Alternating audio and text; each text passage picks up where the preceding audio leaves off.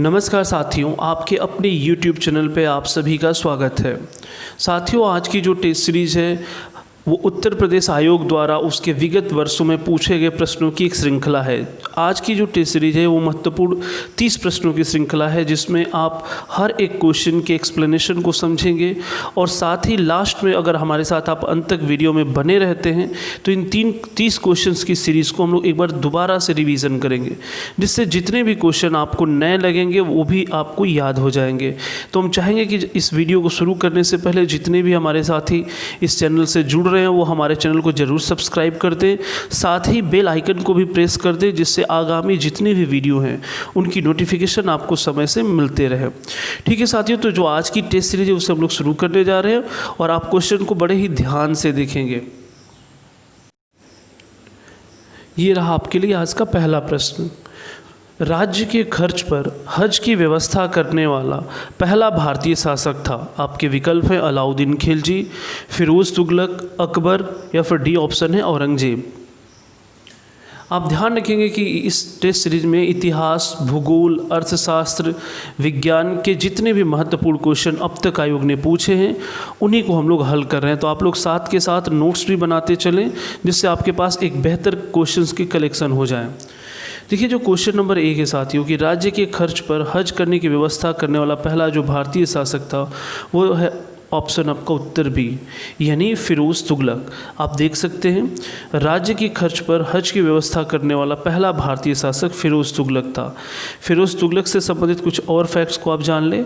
फिरोज तुगलक ने ही जजिया कर, जो कि भारत में सिंध प्रांत में सबसे पहले मोहम्मद बिन कासिम के द्वारा इंट्रोड्यूस किया गया था, तो जजिया कर में ब्राह्मणों के ऊपर भी जो जजिया कर को इम्पोज किया था वो किया था फिरोज तुगलक ने।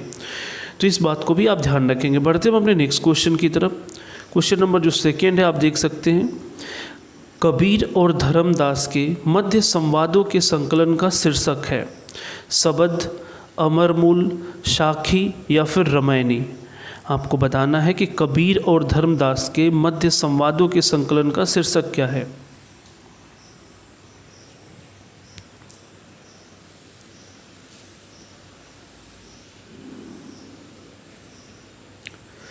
देखिए, क्वेश्चन नंबर जो 2 इसका जो आंसर है वह उत्तर बी, अमरमूल। यहाँ आप समझ सकते हैं कि सबद, साखी एवं रामायणी कबीर की रचनाएं हैं, परंतु धर्मदास के साथ उनके संवादों का जो संकलन है वो अमरमूल शीर्षक के अंतर्गत प्राप्त होता है। तो यहाँ आप ध्यान रखेंगे कि जो कबीर से संबंधित है वो सबद, साखी और रामायणी है, और अमरमूल में इन दोनों के साथ है कबीर और धर्मदास के मध्य संवादों का संकलन है। बढ़ते हम अपने नेक्स्ट क्वेश्चन की तरफ। क्वेश्चन नंबर 3 आप देख सकते हैं, निम्नलिखित में से कौन बरकरी संप्रदाय का संत था। आपके विकल्प है निम्बार्क, बी ऑप्शन है चक्रधर, सी नामदेव या फिर डी रामदास। आपको बताना है कि बरकरी संप्रदाय का संत कौन था।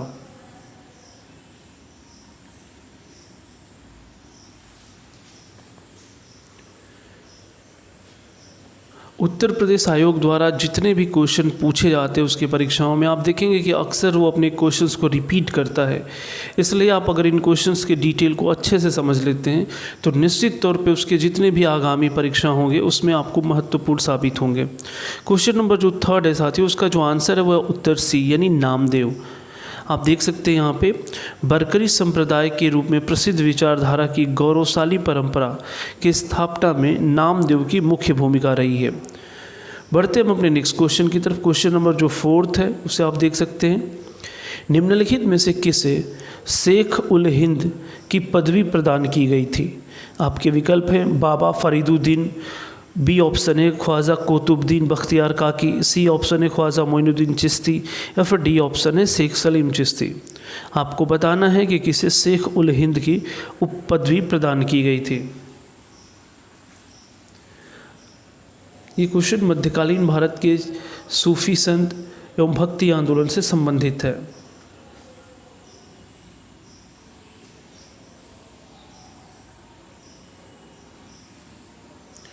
क्वेश्चन नंबर जो फोर्थ है, इसका जो आंसर है वो है आपका ऑप्शन डी, शेख सलीम चिश्ती।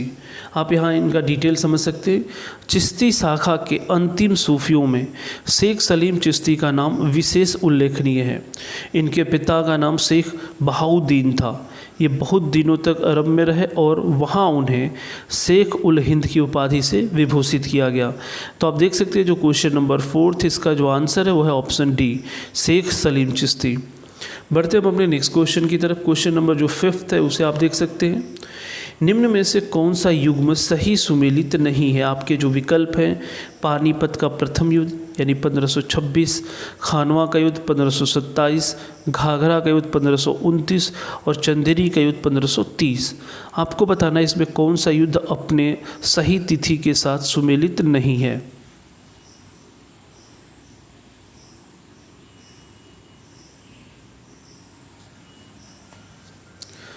जितने भी लोग इस समय वीडियो को देख रहे हैं वो लाइव चैट सेशन में ज़रूर आ जाए और कमेंट सेक्शन में अपने उत्तर देते रहें। और इसके साथ साथ हमारे इस वीडियो को आप एक बार ज़रूर लाइक और शेयर कर दें, जिससे और भी स्टूडेंट इस वीडियो से जुड़ सकें। देखिए क्वेश्चन नंबर जो फिफ्थ है, इसका जो आंसर है वो ऑप्शन डी, चंदेरी का जो युद्ध है वो 1528 ईस्वी में बाबर और मेदिनी राय के बीच हुआ था। अतः विकल्प डी सही सुमेलित नहीं है। बढ़ते हैं नेक्स्ट क्वेश्चन की तरफ। क्वेश्चन नंबर जो 6 है उसे आप देख सकते हैं। अकबर ने मजहरनामा की घोषणा किस वर्ष की?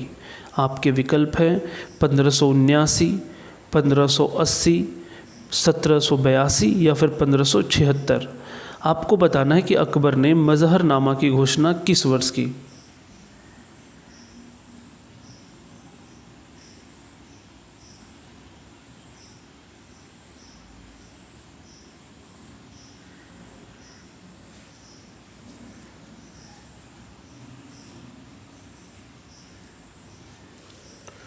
देखिए क्वेश्चन नंबर जो 6 से साथ है उसका जो आंसर है वो है ऑप्शन ए, 1579।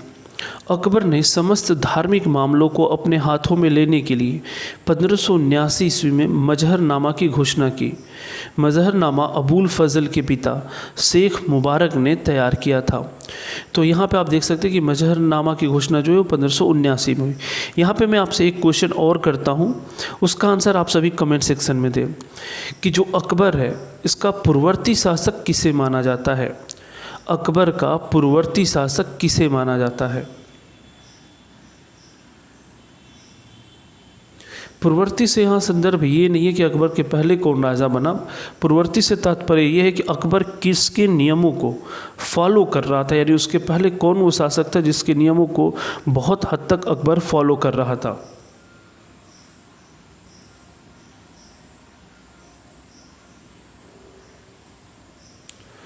देखिए इस क्वेश्चन का जो आंसर है, जो मैंने आपसे अभी पूछा कि अकबर का पूर्ववर्ती शासक किसे माना जाता है, तो उसका आंसर होगा शेरशाह सूरी।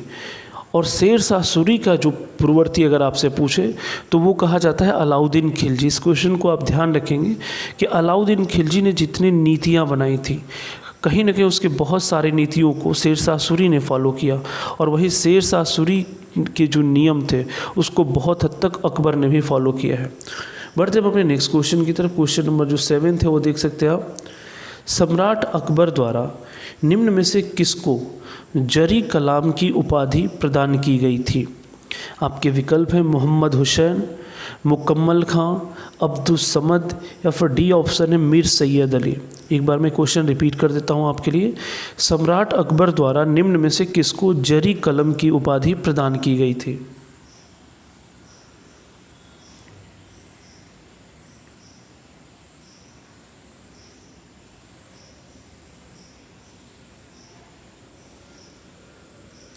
देखिए क्वेश्चन नंबर जो 7 थे इसका आंसर है ऑप्शन ए, मोहम्मद हुसैन।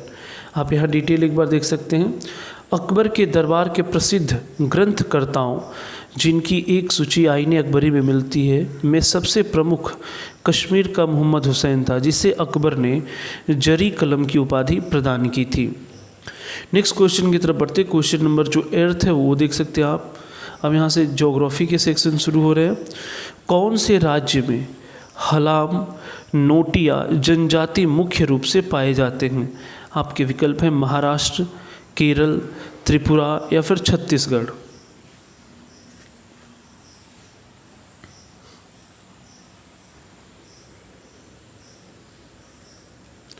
जितने भी साथी उत्तर प्रदेश पीसीएस के फॉर्म को फिल किए होंगे, जो आगामी परीक्षा देने वाले हैं या फिर लोअर पीसीएस के जो मेंस देने वाले हैं या फिर समीक्षा अधिकारी का एग्ज़ाम, उनके लिए निश्चित तौर पे ये जो हमारी टेस्ट सीरीज इस समय चल रही है वो बहुत ही महत्वपूर्ण साबित होगी अगर आप हमारे साथ इस चैनल से जुड़े रहें और इन क्वेश्चंस को सॉल्व करते रहें। देखिए क्वेश्चन नंबर जो 8 है साथियों, इसका जो आंसर है वो है ऑप्शन सी, त्रिपुरा। त्रिपुरा राज्य में हलाम नोटिया जनजाति मुख्य रूप से पाई जाती है। बढ़ते हम अपने नेक्स्ट क्वेश्चन की तरफ। क्वेश्चन नंबर 9 देख सकते हैं आप। मेघालय का पठार भाग है हिमालय श्रेणी का, प्रायद्वीपीय खंड का, पूर्वी घाटी पर्वतों का या फिर सतपुड़ा श्रेणी का।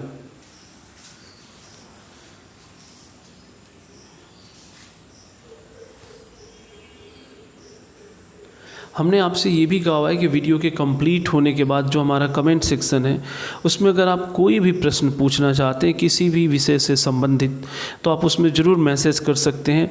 मैं एक वीडियो आपके क्वेश्चंस के ऊपर ही बना दूंगा कि आपके जितने भी सवाल हैं उनके जवाबों को लेकर। देखिए क्वेश्चन नंबर जो 9 है, इसका जो आंसर है वह है ऑप्शन बी। मेघालय का पठार प्रायद्वीपीय पठार का विस्तार है। यह भ्रंशन के कारण प्रायद्वीपीय भाग से मालदा गैप द्वारा पृथक हो गया है।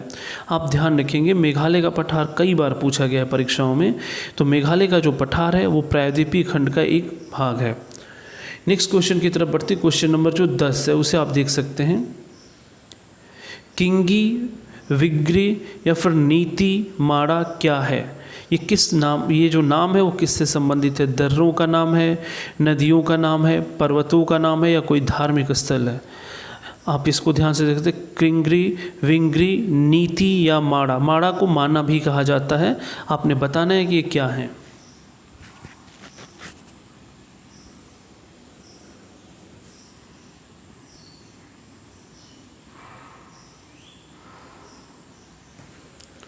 देखिए क्वेश्चन नंबर जो 10 है साथियों, इसका जो आंसर है वो है ऑप्शन आपका ए, दर्रे। किंगी, विंगी, नीति माड़ा दर्रे हैं। नीति दर्रा भारत के उत्तराखंड राज्य को तिब्बत से जोड़ने वाली हिमालय का प्रमुख दर्रा है। माड़ा या फिर माना दर्रा हिमालय क्षेत्र में भारत और तिब्बत के बीच स्थित है, जिसे चिरबीतिया या डुंगरीला भी कहते हैं। इसी दर्रे में देवताल झील है, जहां अलकनंदा की सहायक नदी सरस्वती का उद्गम होता है। तो आप इस एक्सप्लेनेशन को देख सकते हैं, एक बार दोबारा से पढ़ भी सकते हैं और इस क्वेश्चन को आप ध्यान रखेंगे तो ये सभी दर्रों के नाम हैं। बढ़ते हम अपने नेक्स्ट क्वेश्चन की तरफ। क्वेश्चन नंबर जो 11 है वो देख सकते हैं आप, एक फैक्चुअल बेस्ड क्वेश्चन है। पारसनाथ पहाड़ी की ऊंचाई क्या है? 1600 मीटर, 1565 मीटर, 1365 मीटर या फिर 1260 मीटर।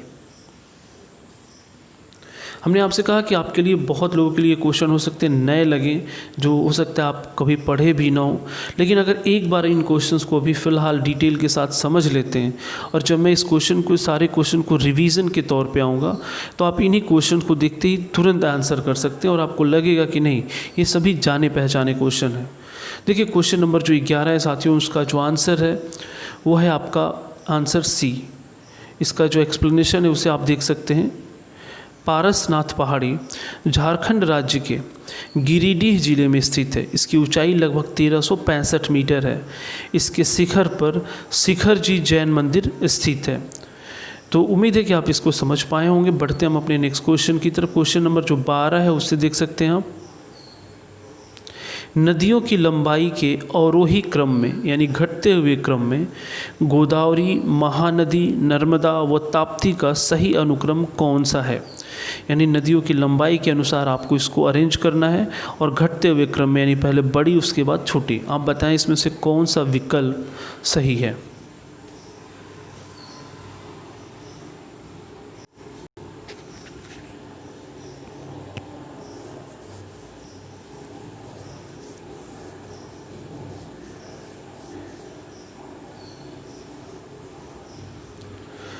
देखिए साथियों, क्वेश्चन नंबर जो 12 है, जहाँ की नदियों को उनके अवरोही क्रम में अरेंज करना है, यहाँ पे आंसर जो होगा वो उत्तर बी है। हालांकि पहला और दूसरा ऑप्शन दोनों सेम दिया है, तो अगर आपने ए किया है या फिर बी किया है, दोनों ही आपके सही माने जाएंगे। यहाँ पे आप एक बार डिटेल देख सकते हैं।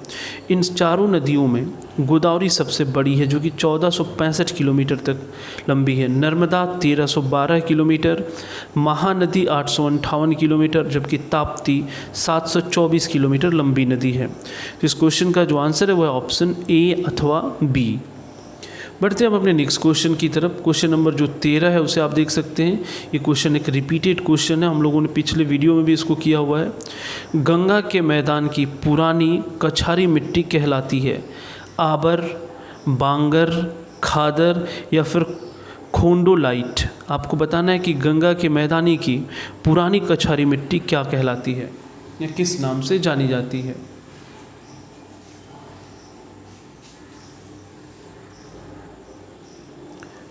साथ ही अगर आप हिंदी, संविधान, मैथ्स या रीजनिंग के जो भी क्वेश्चंस आप सॉल्व करना चाहते हैं तो हमारे यूट्यूब चैनल के प्लेलिस्ट में जाकर हर एक सेक्शन को आप सिस्टमेटिक वे में मैंने बनाया हुआ है, आप उनके वीडियो को देख सकते हैं। वहाँ से आपको बहुत सारे कॉन्सेप्ट क्लियर भी हो जाएंगे। देखिए क्वेश्चन नंबर जो 13 है साथियों, इसका जो आंसर है वह ऑप्शन बी, बांगर। आप देख सकते हैं इसका डिटेल। गंगा के मैदान की पुरानी कछारी मिट्टी को बांगर कहा जाता है। इनकी स्थिति बाढ़ की पहुंच से परे कुछ ऊंचाई पर होती है। इनका रंग पीला रक्ताभ भूरा पाया जाता है। तो आप ध्यान रखेंगे कि उसे कछारी मिट्टी को बांगर कहा जाता है। बढ़ते हैं अपने नेक्स्ट क्वेश्चन की तरफ। क्वेश्चन नंबर जो 14 है वो देख सकते हैं आप। निम्नलिखित में से तत्वतः कौन सी एक हिमालयी वनस्पति की जाति नहीं है? आपको बताना है कि हिमालय वनस्पति की जातियों में किसे शामिल नहीं किया गया है। जूनिपर, महोगनी, सिल्वर फर या फिर स्प्रूस।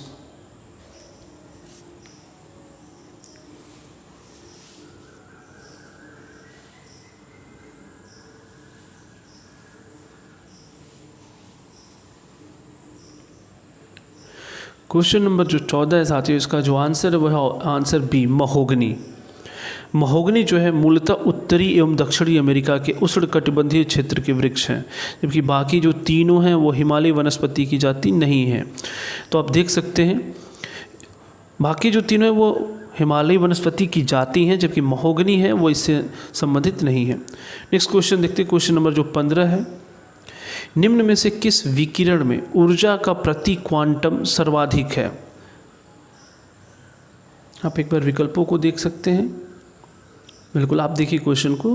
क्वेश्चन आपसे पूछा गया कि निम्न में से किस विकिरण में ऊर्जा प्रति क्वांटम सर्वाधिक होगी। आपके जो विकल्प हैं आप देख सकते हैं ए, बी, सी और डी। चारों विकल्पों को आप एक बार देख लें। यहाँ पे मैं इसको मैक्सिमाइज करता हूँ और आपको बताना है इसमें किस में ऊर्जा सर्वाधिक होगी।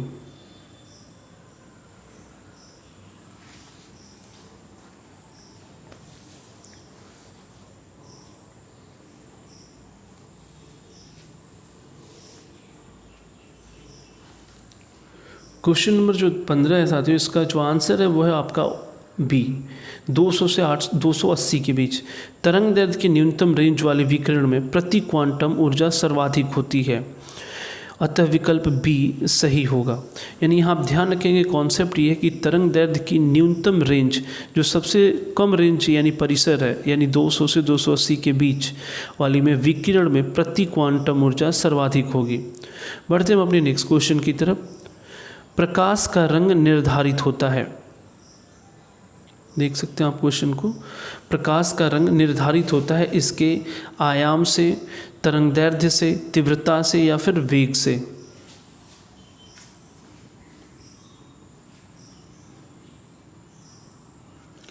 आप सभी जितने भी स्टूडेंट इस समय इस वीडियो को देख रहे हैं, जल्दी से आप लोग लाइव चैट में कमेंट करते रहें और हमेशा क्वेश्चन नंबर के साथ विकल्पों को लिखा करें और विकल्प को एक बार लिखा करें। देखिए क्वेश्चन नंबर जो 16 है साथियों, उसका जो आंसर है वह आंसर बी, तरंग दैर्ध्य। प्रकाश के रंग का निर्धारण उसके तरंग दैर्ध्य से होता है। भिन्न भिन्न रंग के प्रकाश का तरंग दैर्ध्य भिन्न भिन्न होता है। इसमें लाल रंग के प्रकाश का तरंग दैर्ध्य सबसे अधिक और बैगनी रंग के प्रकाश का तरंग दैर्ध्य सबसे कम होता है। देखिए क्वेश्चन नंबर नेक्स्ट जो है 17 है, उसको आपको देखना है। नीचे दिए गए पदार्थों का उनके घनत्व के अवरोही क्रमानुसार सही अनुक्रम कौन सा होगा? इस्पात, पारा, सोना या फिर सोना, पारा, इस्पात, इस्पात, सोना, पारा। तो डी ऑप्शन भी आप देख सकते हैं। आपको बताना है कि दिए गए पदार्थों को उनके घनत्व के अवरोही क्रमानुसार रखना है।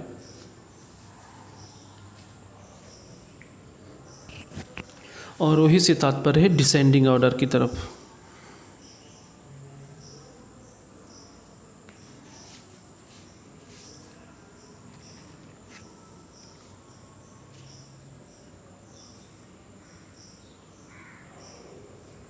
क्वेश्चन नंबर जो 17 है, इसका जो आंसर है वह है आंसर बी, सोना, पारा तथा इस्पात।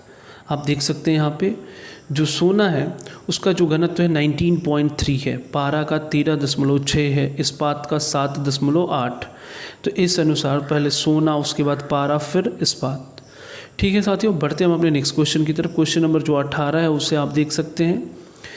जब इनो लवण को जल में डाला जाता है तो बुलबुले बनते हैं, जिसका कारण है, आप देखते होंगे जो इनो यूज़ किया जाता है तो उसके बारे में पूछा गया है। एक बार विकल्प को आप देख लें, बिल्कुल ये रहा। जब इनो लवण को जल में डाला जाता है तो बुलबुले बनते हैं, जिसका कारण है O2 गैस, CO2 गैस, या फिर सी ऑप्शन है गैस, या फिर डी ऑप्शन है H2 गैस।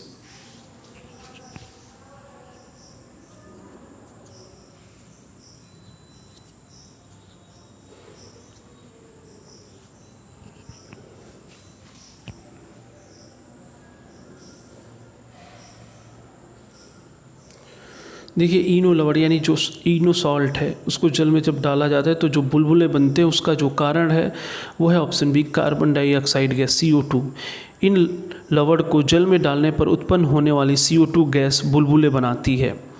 ठीक है, बढ़ते हैं नेक्स्ट क्वेश्चन नंबर जो 19 है, इसे आप देख सकते हैं। ये बहुत ही इंपॉर्टेंट क्वेश्चन है और ये कई एग्ज़ामों, खासतौर से SSC के एग्ज़ामों में भी ये क्वेश्चन कई बार रिपीट हुआ है। देख सकते हैं, लिथोट्रिप्सी क्या है। आपके जो विकल्प हैं, पत्थरों पर लिखने की कला, गुर्दे की पत्थरी किरणों द्वारा तोड़ना, कार्बन विधि से पत्थरों की आयु ज्ञात करना, या फिर गृह प्रयोग के लिए पत्थर तराशना। आपने बताना है कि लिथोट्रिप्सी क्या है।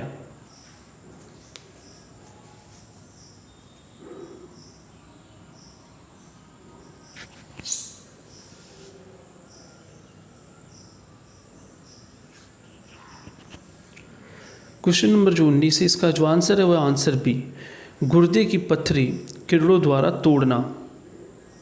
देखिए यहाँ पे इसकी डिटेल को हम लोग समझ सकते हैं। लिथोट्रिप्सी एक चिकित्सकीय प्रक्रिया है जिसमें किरणों की सहायता से गुर्दे, पित्ताशय, मूत्राशय की थैली आदि में स्थित पत्थरी को तोड़कर मरीज का इलाज किया जाता है। यानी जो लिथोट्रिप्सी है, आप देख सकते हैं ऑप्शन बी होगा इसका आंसर। बढ़ते हम अपने नेक्स्ट क्वेश्चन की तरफ। क्वेश्चन नंबर जो 20 है उसे आप देख सकते हैं। निम्नलिखित में से कौन सा सुमेलित नहीं है? एंटीफ्रीज यौगिक, एथिलीन ग्लाइकॉन, एंटीनॉक एजेंट, टेट्रा एथिलेट, या फिर एंटीऑक्सीडेंट बी कैरोटीन, या फिर एंटीबायोटिक्स क्विनीन। आपको बताना है कि कौन सा इसमें से सुमेलित नहीं है।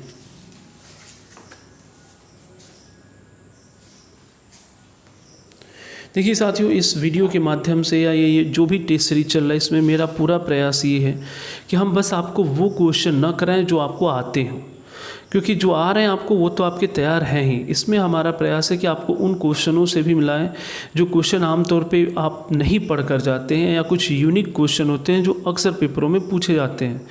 तो यहाँ से अगर एक बार आप इसे पढ़ लेते हैं, कमेंट सेक्शन में आंसर करते रहते हैं, गलत या सही कुछ भी, तो निश्चित तौर पर आपको ये याद होगा कि हाँ, इसमें क्या पढ़ा था, क्या आपने गलत किया था और क्या सोचा तो ये आंसर सही हुआ।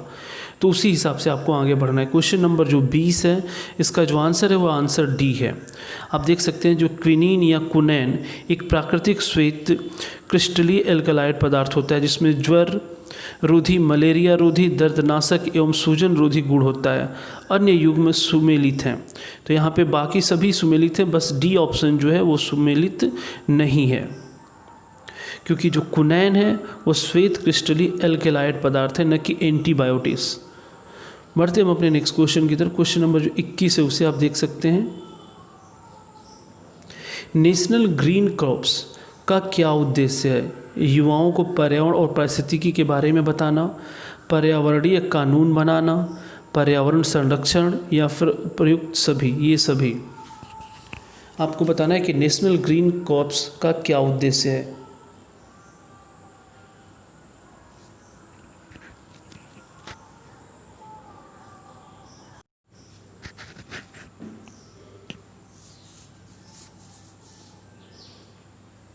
क्वेश्चन नंबर जो 21 है, इसका जो आंसर है वो है आपका ऑप्शन ए, युवाओं को पर्यावरण और पारिस्थितिकी के बारे में बताना। तो ये ध्यान रखिएगा, ये जो नेशनल ग्रीन कॉर्प्स का उद्देश्य है वो युवाओं को पर्यावरण और पारिस्थितिकी के बारे में बताना है। बढ़ते हम अपने नेक्स्ट क्वेश्चन की तरफ। क्वेश्चन नंबर जो आपका 22 है वो देख सकते हैं आप। ओजोन परत के क्षरण में क्लोरोफ्लोरोकार्बन का मुख्य स्रोत है। आपके जो विकल्प हैं वो है वृक्ष, रेफ्रिजरेटर, दूषित जल या फिर केरोसिन। आपको बताना है कि ओजोन परत में जो क्षरण हो रहा है उसमें CFC का मुख्य स्रोत है क्या। ये किसी क्वेश्चन है, इसका आंसर आप सभी जल्दी जल्दी से कमेंट सेक्शन में बताते रहें।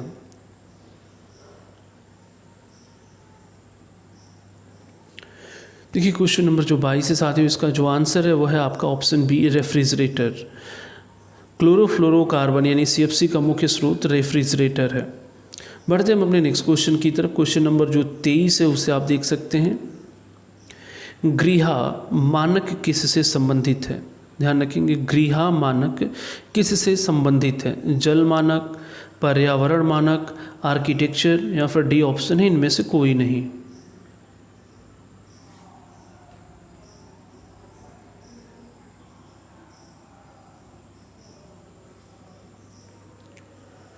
देखिए क्वेश्चन नंबर जो 23 है, इसका जो आंसर है वह आंसर बी है, पर्यावरण मानक।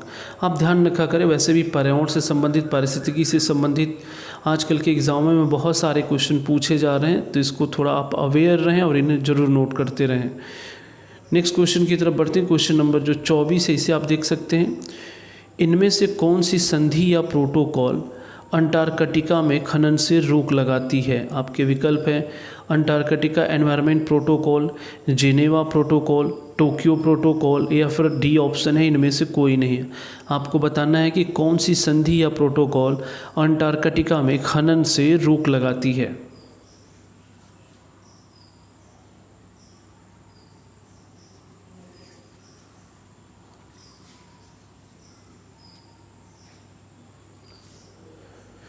क्वेश्चन नंबर जो 24 है प्रोटोकॉल से संबंधित, इसका जो आंसर है वह answer A, Antarctica environment protocol. ठीक है, इसके बारे में आप देख सकते हैं जो लिखा है कि ये अंटार्कटिका एनवायरनमेंटल प्रोटोकॉल जो है अंटार्कटिका में खनन से रोक लगाता है। बढ़ते हम अपने नेक्स्ट क्वेश्चन की तरफ। इसे आप देख सकते हैं, भारत का पहला समुद्री राष्ट्रीय उद्यान कौन सा है? आपके विकल्प हैं रानी झांसी समुद्री राष्ट्रीय उद्यान, समुद्री राष्ट्रीय उद्यान कच्छ की खाड़ी, महात्मा गांधी समुद्री राष्ट्रीय उद्यान या फिर डी ऑप्शन है मन्नार की खाड़ी समुद्री राष्ट्रीय उद्यान। आपको बताना है कि भारत का पहला समुद्री राष्ट्रीय उद्यान कौन सा है।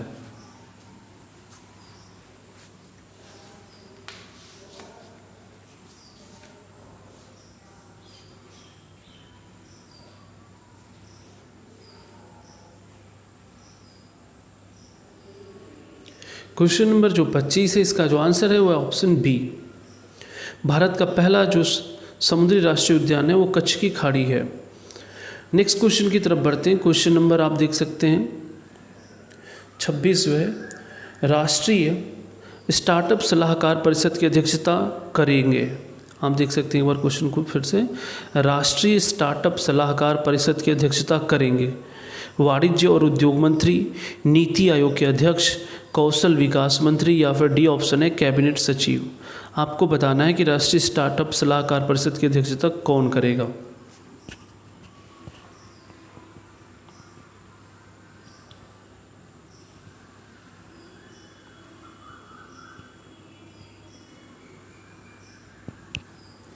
क्वेश्चन नंबर जो 26 से साथियों, इसका जो आंसर है वह ऑप्शन ए, राष्ट्रीय स्टार्टअप सलाहकार परिषद की अध्यक्षता वाणिज्य और उद्योग मंत्री करेंगे।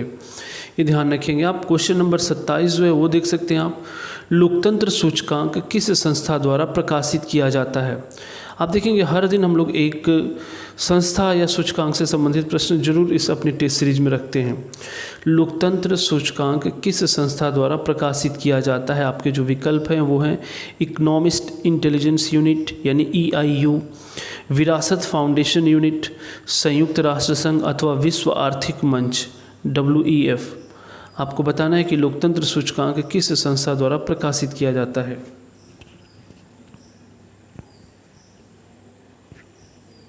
जितने भी स्टूडेंट इस समय आंसर कर रहे हैं वो लास्ट के लिए अब तैयार हो रहे हैं, क्योंकि 30 क्वेश्चन के बाद हम लोग इन्हीं 30 क्वेश्चंस को दोबारा से रिवाइज करेंगे और वहाँ आप देखेंगे विकल्प देखते ही तुरंत आंसर करेंगे बहुत कम समय में।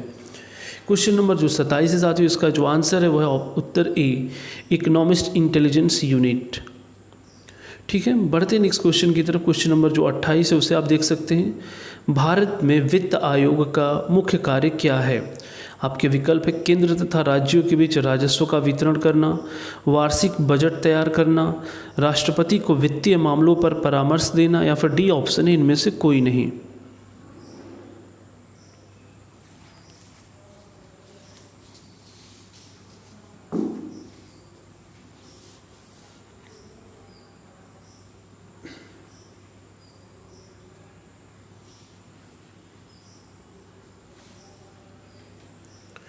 देखिए क्वेश्चन नंबर जो 28 है साथियों, इसका जो आंसर है वो है ऑप्शन ए। वित्त आयोग का कार्य केंद्र तथा राज्यों के बीच राजस्व करने की सिफारिश करना है। यहाँ आपसे एक क्वेश्चन मैं और करना चाहूँगा, 2 क्वेश्चन बल्कि ध्यान रखेंगे। पहला ये कि जो वित्त आयोग है क्या वो संवैधानिक संस्था है या फिर गैर संवैधानिक संस्था है? आपको बताना है कि वित्त आयोग संवैधानिक है या फिर नहीं है। आप अपना आंसर येस या फिर नो में दे सकते हैं। आप सभी कमेंट सेक्शन में बताएं कि वित्त आयोग क्या संवैधानिक संस्था है अथवा नहीं।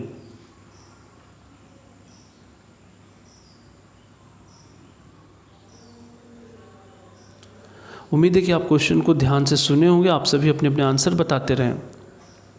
अब यहाँ इसका आंसर आप समझिए। देखिए वित्त आयोग जो है एक संवैधानिक संस्था है।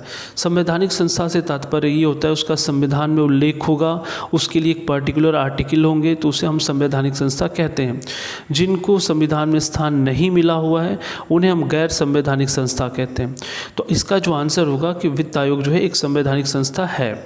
यहाँ दूसरा क्वेश्चन मेरा ये है कि अगर ये संवैधानिक संस्था है तो इसके लिए संविधान में कौन से आर्टिकल का अनुच्छेद दिया गया है? आपको बताना है कि वित्त आयोग किस आर्टिकल के तहत आता है। इसका भी आंसर आप सभी करें।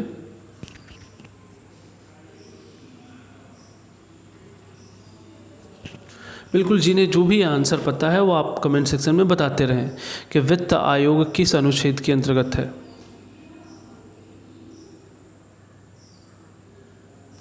देखिए इस संस्था के बारे में जो आर्टिकल दिया गया वो आर्टिकल 280 है, यानी अनुच्छेद 280। बढ़ते हम अपने नेक्स्ट क्वेश्चन की तरफ। क्वेश्चन नंबर जो 29 है उसे आप देख सकते हैं। आपको बताना है कि कौन सा सुमेल नहीं है। आपके जो विकल्प हैं, पहला कटनी कागज़ के लिए, सूरत सूती वस्त्र के लिए, चुर्क सीमेंट उद्योग के लिए, या फिर ध्रुव रिएक्टर कलपक्कम। आपको बताना है कि दिए गए युग में कौन सा सुमेलित नहीं है।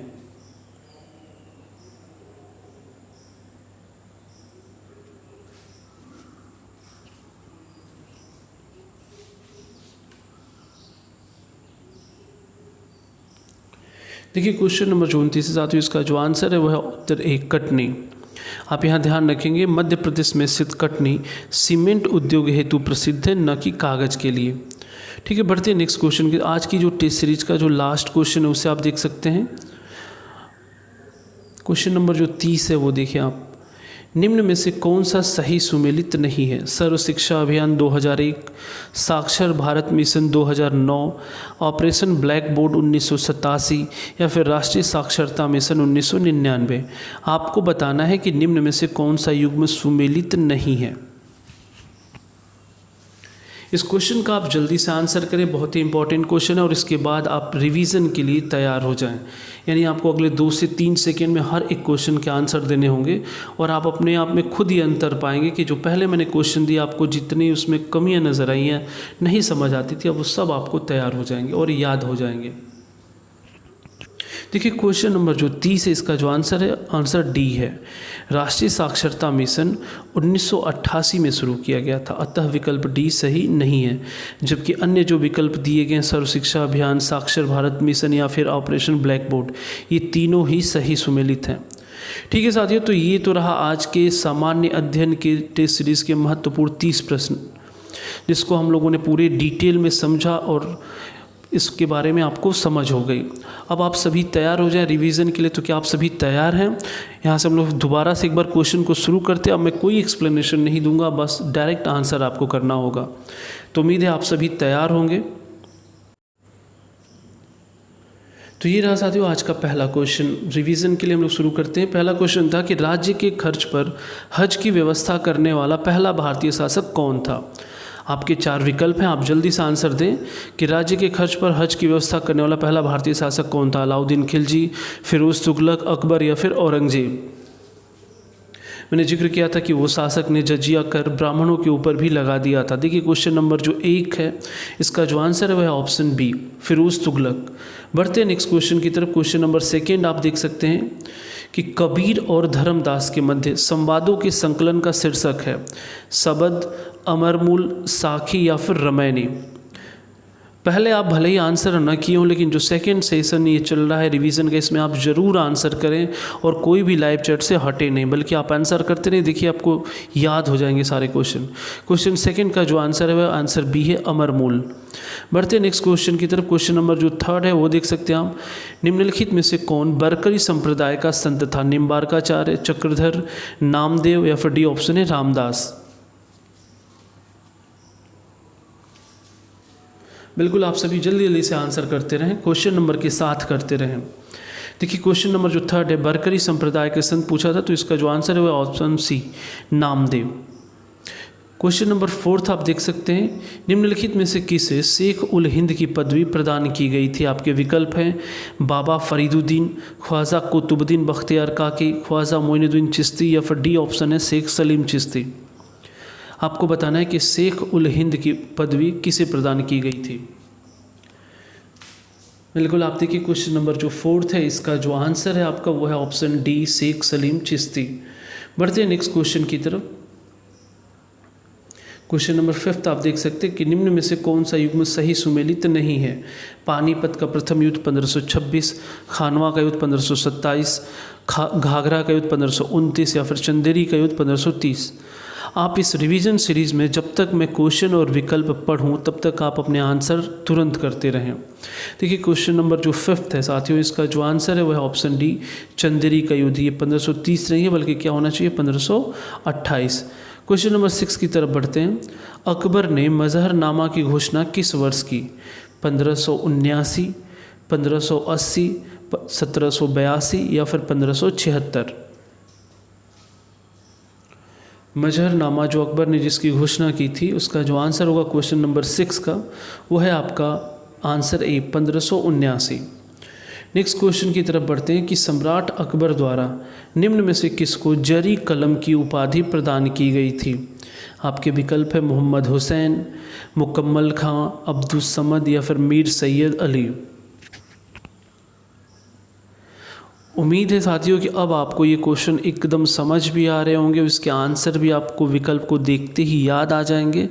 तो मैं कहता हूँ अगर विकल्प के लेवल पे भी आपकी तैयारी है तो एग्ज़ाम में आपको मिलेंगे ही ऑप्शन, वहाँ आपको उत्तर बताना है। देखिए क्वेश्चन नंबर जो 7 है, इसका आंसर है ऑप्शन ए, मोहम्मद हुसैन।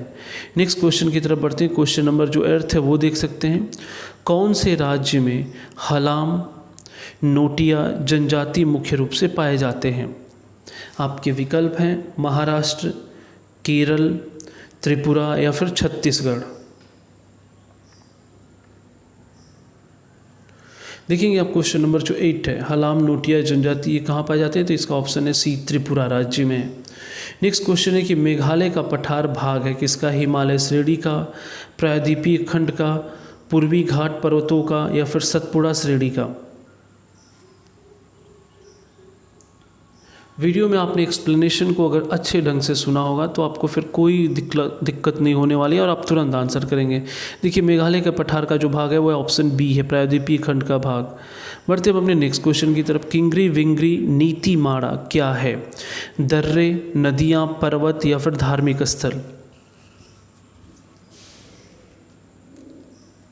बिल्कुल ये क्वेश्चन देखते ही नीति और माना से आप इस क्वेश्चन को पकड़ सकते हैं। ये क्या है? प्रमुख दर्रे हैं भारत के। नेक्स्ट क्वेश्चन की तरफ बढ़ते। क्वेश्चन नंबर जो 11 था कि पारसनाथ की पहाड़ी की ऊंचाई क्या है? 1600 मीटर, 1565 मीटर, 1365 मीटर या फिर 1260 मीटर। ये है आपका क्वेश्चन नंबर 11।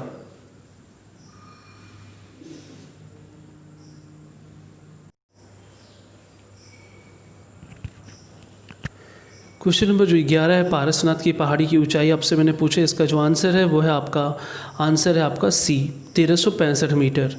नेक्स्ट क्वेश्चन की तरफ बढ़ते। क्वेश्चन नंबर जो 12 है, आपको अवरोही क्रम में नदियों की लंबाई को अरेंज करना है कि नदियों की लंबाई को अवरोही क्रम में गोदावरी, महानदी, नर्मदा एवं ताप्ती को सही अनुक्रम में कौन सा होगा। क्वेश्चन नंबर जो 12 है, इसका जो आंसर है वो आप सबको भी पता है कि वो है उत्तर बी। ए या बी दोनों में से कोई भी अगर आप ऑप्शन करते हैं वो सही होगा, क्योंकि सबसे इसमें लंबी जो नदी है वो गोदावरी है, उसके बाद नर्मदा, फिर महानदी, फिर उसके बाद ताप्ती। नेक्स्ट क्वेश्चन की तरफ बढ़ते। क्वेश्चन नंबर जो 13 है, गंगा के मैदान की पुरानी कछारी मिट्टी कहलाती है। आपके विकल्प हैं आबर, बांगर, खादर या फिर खोंडोलाइट। आपको बताना है कि पुरानी कछारी मिट्टी क्या कहलाती है।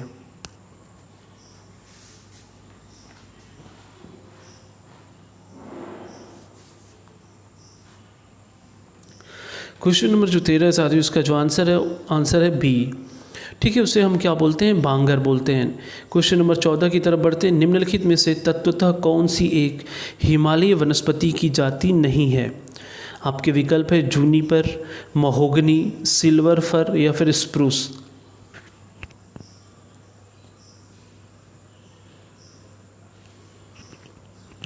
क्वेश्चन नंबर जो 14 है, इसका जो आंसर होगा वो होगा option B, mahogany. Next question की तरफ बढ़ते हैं। निम्न में से किस विकिरण में ऊर्जा प्रति क्वांटम सर्वाधिक होगी। इसका कॉन्सेप्ट मैंने आपको एक्सप्लेन में समझाया भी था। आपको बताना है कि निम्न में से किस विकिरण में ऊर्जा प्रति क्वांटम सर्वाधिक होगी। 320 से 400 के बीच, 200 से 280, 280 से 320 या फिर 400 से 600।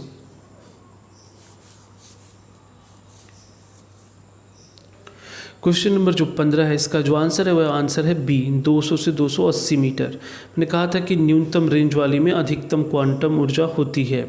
क्वेश्चन नंबर जो 16 है, उसे आप देख सकते हैं कि प्रकाश का जो रंग है वो निर्धारित होता है इसके आयाम से, तरंग दैर्ध्य से, तीव्रता से या फिर वेग से।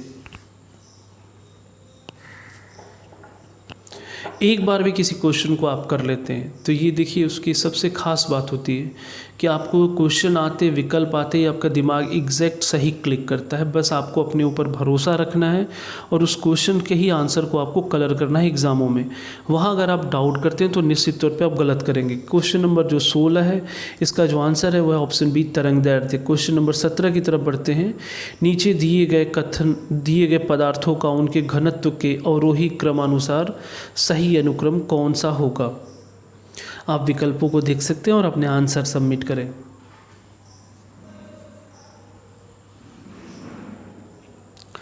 क्वेश्चन नंबर जो 17 है साथियों, इसका जो आंसर है ऑप्शन बी, सोना, पारा, उसके बाद है इस्पात। ठीक है, बढ़ते नेक्स्ट क्वेश्चन की तरफ। क्वेश्चन नंबर जो 18 है वो देख सकते हैं।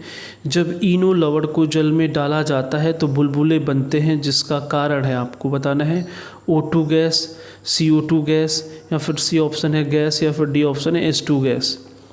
आप देखते हैं जो इनो आमतौर पे एसिडिटी के लिए यूज़ किया जाता है, तो आपको बताना है कि उसमें जो बुलबुले बनते हैं उनका कारण क्या है। देखिए क्वेश्चन नंबर जो 18 है साथियों, इसका जो आंसर है वो है आपका ऑप्शन बी, यानी CO2 गैस। नेक्स्ट क्वेश्चन की तरफ बढ़ते हैं। क्वेश्चन नंबर 19, लिथोट्रिप्सी क्या है। अभी आपको मैंने बताया था कि लिथोट्रिप्सी के बारे में। आपके विकल्प है पत्थरों पर लिखने की कला, गुर्दे की पत्थरी किरणों द्वारा तोड़ना, कार्बन विधि से पत्थरों की आयु ज्ञात करना या फिर डी ऑप्शन है गृह प्रयोग के लिए पत्थर तराशना।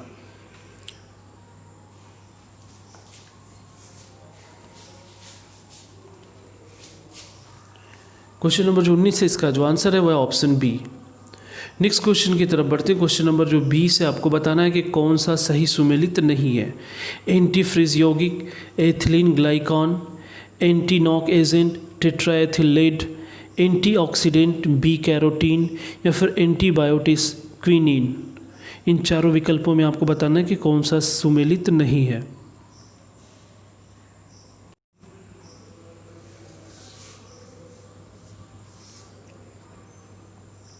बिल्कुल, इसका जो आंसर है वह ऑप्शन डी है, एंटीबायोटिक्स क्विनिन। क्विनिन जो है वो एंटीबायोटिक्स ना होकर बल्कि एक एल्केलॉइड पदार्थ कहा जाता है। ठीक है, नेक्स्ट क्वेश्चन जो है आप देख सकते हैं, क्वेश्चन नंबर जो 11 था, नेशनल ग्रीन कॉर्प्स का क्या उद्देश्य है? युवाओं को पर्यावरण और पारिस्थितिकी के बारे में बताना, पर्यावरणीय कानून बनाना, पर्यावरण संरक्षण, या फिर डी ऑप्शन ये सभी।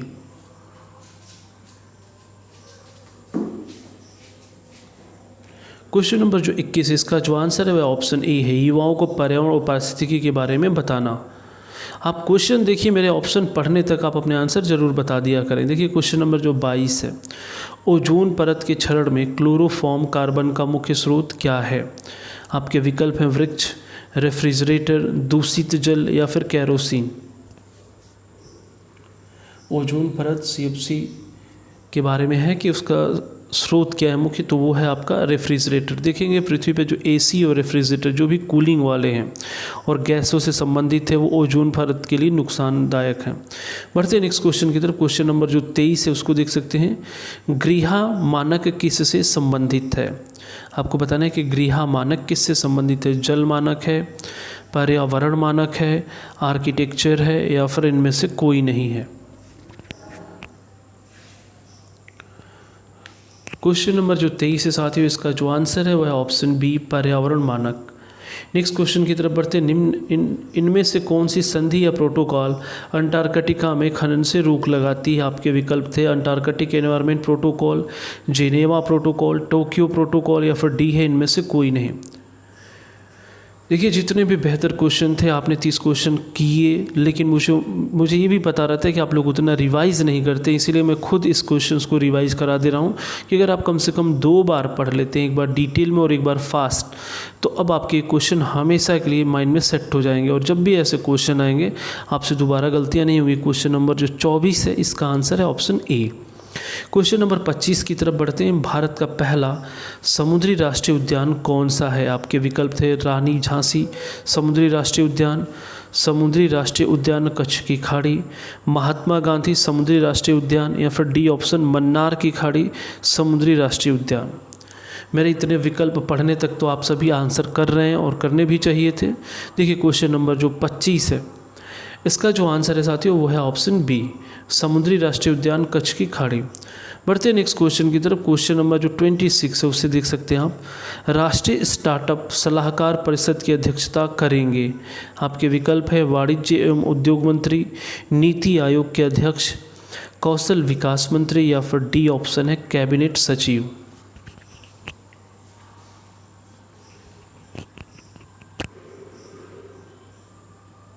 क्वेश्चन नंबर जो 26 है इसका आंसर है ऑप्शन ए, वाणिज्य और उद्योग मंत्री।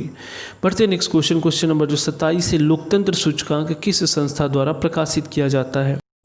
इकोनॉमिस्ट इंटेलिजेंस यूनिट, विरासत फाउंडेशन यूनिट, संयुक्त राष्ट्र, या फिर विश्व आर्थिक मंच। मैं ये चाहूँगा कि जितने लोग शुरू में वीडियो में बने रहते हैं वो लास्ट में भी बने रहें और आप ज़रूर आंसर किया करें। आपको लगेगा कि ये तो हमने किया है, लेकिन आंसर करने पे एक बार दोबारा से वो आपको अच्छे ढंग से याद हो जाएगा। क्वेश्चन नंबर जो 27 है उसका जो आंसर है ऑप्शन ए है। बढ़ते नेक्स्ट क्वेश्चन की तरफ। भारत में वित्त आयोग का मुख्य कार्य क्या है? केंद्र तथा राज्यों के बीच राजस्व का वितरण करना, वार्षिक बजट तैयार करना, राष्ट्रपति को वित्तीय मामलों पर परामर्श देना, या फिर डी इनमें से कोई नहीं।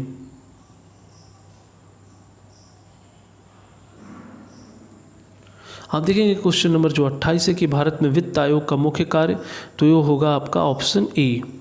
ठीक है, बढ़ते हैं next question. Second last question है ये, क्वेश्चन नंबर 29। कौन सा सही सुमेल नहीं है? कटनी कागज़ के लिए, सूरत सूती वस्त्र के लिए, चुर्क सीमेंट उद्योग के लिए, या फिर ध्रुव रिएक्टर कलपक्कम। आपको बताना था कि इसमें से कौन सा सही सुमेलित नहीं है।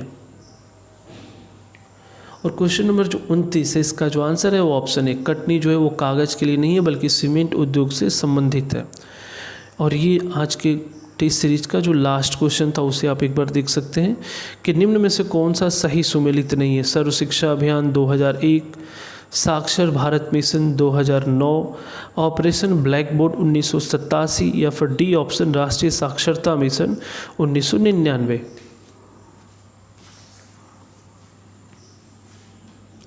क्वेश्चन नंबर जो 30 है, इसका जो आंसर है वो ऑप्शन डी है, राष्ट्रीय साक्षरता मिशन 1999, क्योंकि इस मिशन की शुरुआत 1988 में हुई थी, न कि 1999 में। तो साथियों, ये कैसा लगा आपको सेशन, ये आप हमें कमेंट सेक्शन में ज़रूर बताएं। और हमने जितने भी 30 क्वेश्चन आज पढ़े उन सब के डिटेल भी उम्मीद है आप समझ पाए होंगे। रिवीजन के थ्रू आप उनके उत्तर को भी याद कर लिए। आंसर याद रहने पे पेपर में बहुत सारा टाइम आपके पास बच जाता है और आप जल्दी जल्दी से पेपर को सॉल्व कर सकते हैं।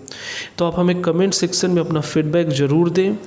आप इसमें और भी कुछ नयापन चाहते हैं, आपको कुछ और नए तरीके सूझ रहे हैं, तो आप हमें कमेंट सेक्शन में सजेस्ट भी कर सकते हैं। बाकी अपनी तरफ से हमें जो भी बेहतर लग सकता है हम आपके लिए प्रयास कर रहे हैं। इस लॉकडाउन के सेशन में हम ये चाहते हैं कि आपकी जो शिक्षा है, आपकी जो तैयारी है वो बिल्कुल न रुके, क्योंकि तैयारियों का दौर आपका चलते रहना चाहिए। एग्ज़ाम जब भी आएंगे तो आपके जो भी कॉम्पिटिटर हैं वो एग्ज़ाम के लिए लगे हुए हैं, कभी भी आप गिव अप ना करें। तो आप लगे रहें, तैयारी अपनी चलाते रहें, ठीक है। और इसके साथ साथ लास्ट में मैं ये चाहूँगा कि अगर आपको हमारा ये वीडियो पसंद आया है तो कम से कम लाइक करना तो आपका बनता है, और साथ ही साथ जितना शेयर कर सकते हैं इसे करें, ठीक है साथियों। तो आप हमारे चैनल को सब्सक्राइब भी करेंगे और उसके साथ साथ टेलीग्राम चैनल से भी आप हमारे जुड़ सकते हैं।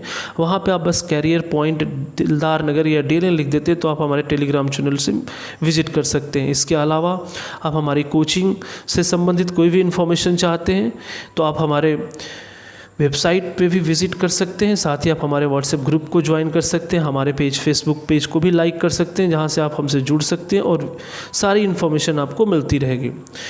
लास्ट में चलते चलते मैं आपसे ये भी कहूँगा कि अगर आपके दिमाग में कोई भी दुविधा किसी भी प्रश्न को लेकर है तो आप कमेंट सेक्शन में ज़रूर पूछ लें, ठीक है साथियों। तो आज के लिए इतना ही रहने देते हैं। नेक्स्ट डे हम आयोग के कुछ और क्वेश्चंस के साथ आपके साथ उपस्थित होंगे और उसे तैयार करने की कोशिश करेंगे, ठीक है। तो चलते हैं साथियों, जय हिंद, गुड बाय।